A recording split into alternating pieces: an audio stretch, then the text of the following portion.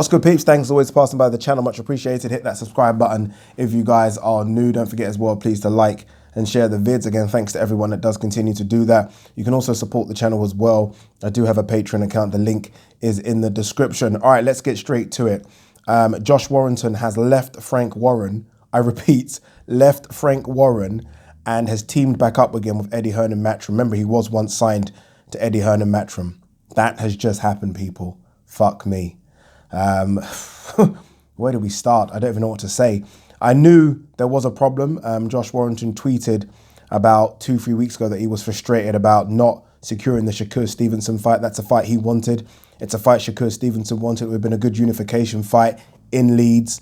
I did say at the time, when there was talks about that fight happening, I did say at the time, can Frank Warren deliver that fight financially? Right? I know Frank Warren wants to make that fight. I think we all know Frank Warren wants to make that fight. He's not afraid of putting his fighters in there with perceived better fighters. But can he financially deliver that fight? I think it's fair to say the answer is no. There is a part of me that does feel sorry for Frank Warren, right? What can he do? He just doesn't have the financial muscle. He just simply doesn't, especially not to compete with Matchroom and DAZN and Sky Sports. Just simply doesn't have it. So he's going to be in a situation where all his fighters, all these good fighters eventually are going to leave. Hence why in the last, 24 hours or so, he signed Daniel Dubois to a 5-fucking-year contract. We have to do a video about that because I think Daniel Dubois' management have made the most stupidest decision I can ever think of, to sign a 5-year Who does that? That's ridiculous. That's almost like, and this is not even a Daniel Dubois video, Daniel Dubois, I guess, will go on to fight 3 times a year. I think 4 and 5 times is unrealistic. That's a 15-fight contract. That's stupid. So that's what he's having to do. I wonder how long Anthony Yarde has left, because that's his next big star, right? I mean, Billy Joe Saunders left, 4 or 5 months ago or so. Now Josh Warrington. Josh Warrington, who sells 30 to 40,000 tickets a show, has just left him to sign with his fucking nemesis, his enemy, Eddie Hearn. He just can't compete. If this was like football, Eddie Hearn is top of the Premier League, and right now, Frank Warren's like bottom of the championship. Bottom of the championship, or, all right, mid-table championship. That's what it is. It reminds me a bit of, and so that analogy I just said doesn't even make sense, but it reminds me a bit of Liverpool to Southampton. Well, Southampton continually build up these stars and Liverpool just fucking take them. They just take them when they're kind of ready-made, ready to go on to the next level. Mate, I've always said there is no loyalty in boxing, and there shouldn't be. There shouldn't be at all, because boxers are going in there and getting punched in the face and risking it all for us. But if you're Frank Warren, you're going to be severely disappointed. Severely. I remember this was about, I'm going to say 9 months ago, where Frank Warren got all his stable at the BT Tower. I don't know if you guys remember that. Got all of it, and there's a photo of it. It was packed. It was a stacked stable.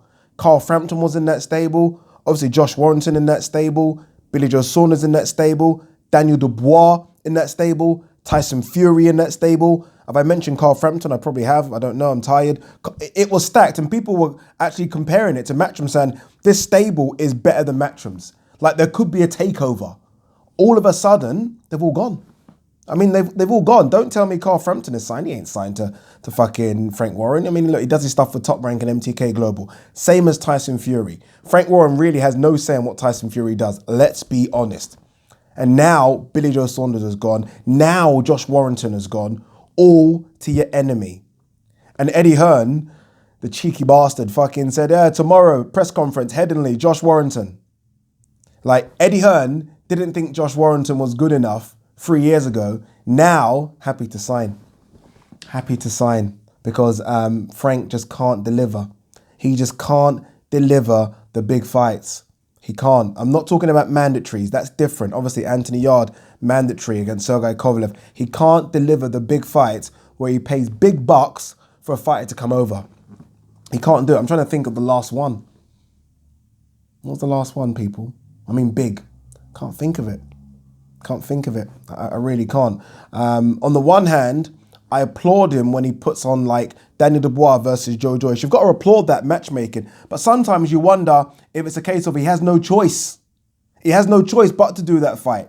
Let's be honest. I mean, who is he going to bring over for Joe Joyce? I mean, he's struggling. He's struggling. Who is he going to match for Daniel Dubois? Sometimes he has to make these fights because he can't do anything else. So we applaud him and say, oh, fantastic matchmaking. He has no fucking choice but to matchmake. Again, I was going to say I might phone Tunde and ask, but he's not going to tell me. I would love to know how long Anthony Yarde has left with Frank Warren. I'd love to know. And I'd love to know if Frank's trying to literally sign him down to something ridiculous. Because that's the next big one, isn't it? I mean, who else is there? Can you believe my fucking phone just switched off there? I don't even know where I was. But he must be praying to the gods that Daniel Dubois beats Joe Joyce. Like fucking praying to the gods. Because I guess what he's hoping for is that somehow Daniel Dubois almost replicates the success that Anthony Joshua's had and what it did for Matchroom and Eddie Hearn. Because let's be honest, Anthony Joshua, and look, Matchroom were always quite big. They were. They had Wembley with George Groves, Carl Froch and other big events. But Anthony Joshua took it to another level. And I guess he's hoping that Daniel Dubois can somehow do that, hence the 5-year contract. You know, the thing is, even if Daniel Dubois goes on to beat Joe Joyce, and even if he goes on to become a world champion, he's not going to do what AJ did. It's more than that, isn't it? It's more than that with AJ. It's the whole package. Daniel Dubois, I think, is a good fighter, but he just doesn't have that package, does he? He doesn't. Fucking hell, again, I feel sorry for Frank. I really do. He's operating at not a fair level here. He's not. If he had the money that Eddie had with DAZN and Sky Sports, it'd be good to see them go head to head. He simply doesn't have it. He doesn't have a fifth of it. I want to say a tenth of it. I don't know the financials, but he can't compete. And eventually, all these fighters, all of them, and I think it's proven now, are going to get to a level where they either go to top rank and do what Carl Frampton and Tyson Fury have done, or they join Eddie Hearn and Matchroom. That's bad. Peace.